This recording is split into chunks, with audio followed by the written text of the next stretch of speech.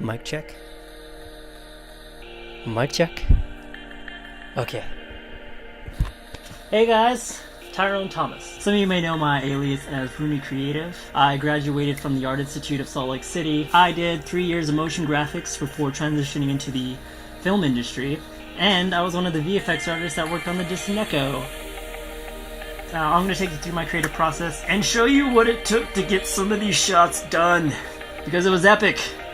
Before we do that though, I want to give a huge shout out to everybody that worked on the project. You guys are amazing. It was really fun to see some of the footage come through and be able to play around and mess around with it. You know, huge shout out to whoever made these gloves, because these things are amazing. Now, I haven't worn them much because I actually don't even want to mess them up. And for those of you wondering about the eye candy in the background, I'm running a GTX 980 Ti, a Ryzen 7, overclocked to 3.6 GHz, and then I have 32 gigs of RAM and a terabyte of SSD. However, that is not actually what I even used to work on this project. I used this freaking bad boy, this wannabe Mac. And I'll tell you, I've had this thing for like 6 years, and it has been my workhorse. But unfortunately, this thing crapped the bucket on the last stretch of post-production, and it sucked. I will tell you, it sucked.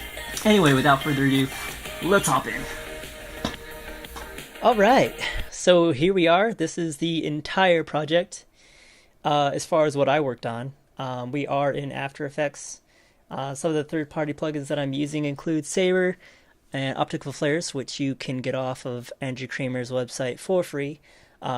Yes, they are free. Shout out to Andrew Kramer. These plugins are awesome, and I enjoyed using them.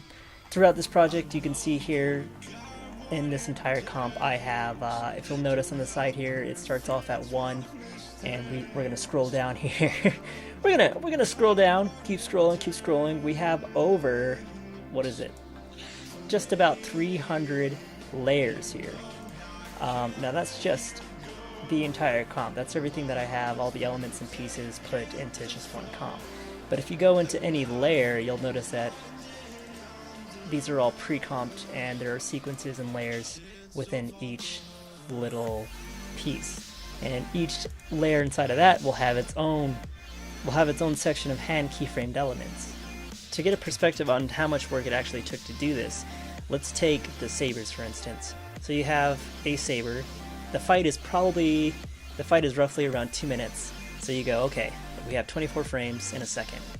We're going to go through at 2 minutes. You're looking at about roughly 3,000 frames. Okay, so you're going to have to do somewhere around 3,000 frames of hand keyframed rotoscoping. You got to comb through that, make sure it all looks good. That's just one saber.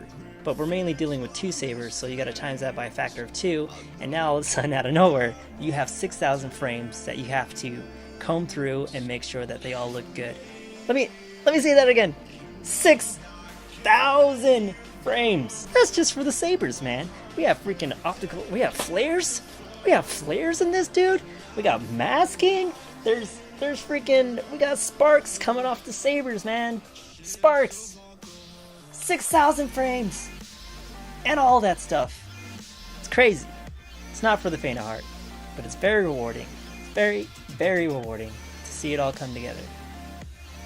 Moving on, one of the things that I found more challenging out of this whole thing was Kylo Ren's saber. Now Kylo Ren's saber, if you know, obviously has all those cool effects coming off of it. It looks like fire, but it's not really, but then it's like lightning, but then there's like sparks coming off of it. It's crazy, man. There's a lot of stuff going on here. One of the challenges was to find a look that was appealing yet resembled as close to the actual Star Wars film as possible.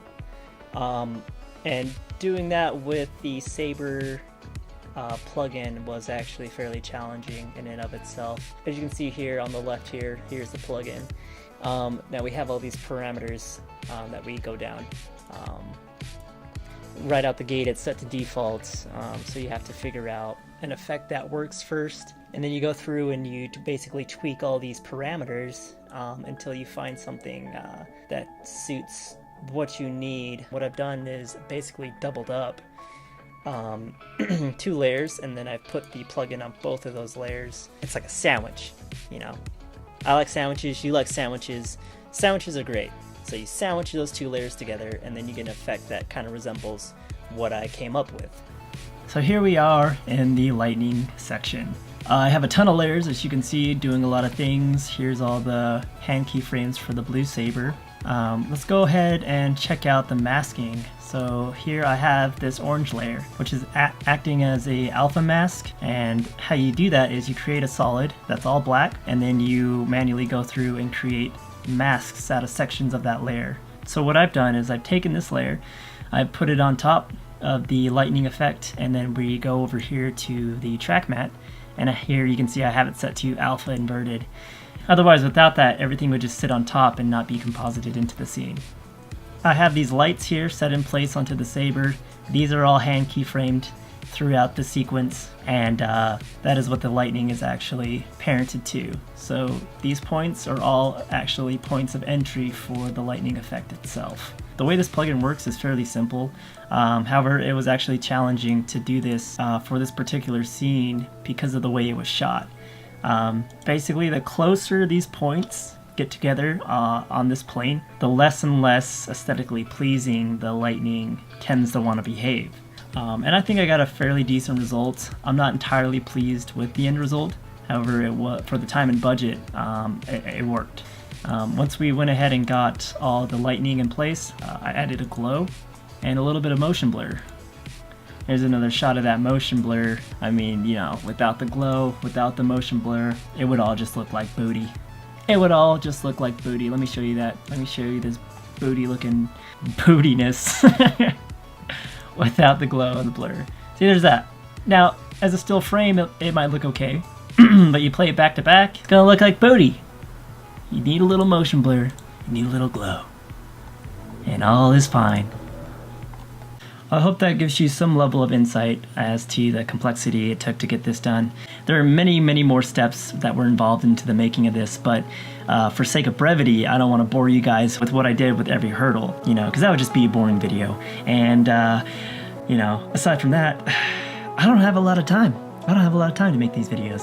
So, you know, there you go. There. See, here we go. Here we go. You want to know what I dealt with? Look at all this. Look at all these errors. Oh my goodness. I'm getting traumatized. PTSD is coming back. I'm remembering everything. Oh, it's all too vivid. Okay. Alright, we gotta get out of this project. I hope you guys have enjoyed watching this video. Now go out there and kick ass. Peace.